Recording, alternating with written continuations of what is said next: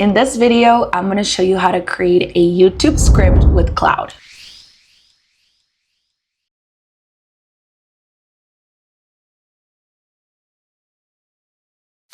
If this helps you, don't forget to subscribe down below and like the video so more people can find it. So what you're going to do is you're going to ask Claude to help you come up with the script.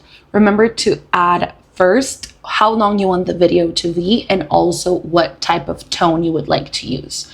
One thing about Claude is that over time it's going to learn how you talk and it's going to give you better results. So we're going to wait a few seconds and see what Claude gives us. And there you have it. After a few seconds, we're able to have a video with a hook, with an intro, which is important for YouTube, and also with the body and the recap and the call to action. I hope this helped you, and I'll see you in the next one.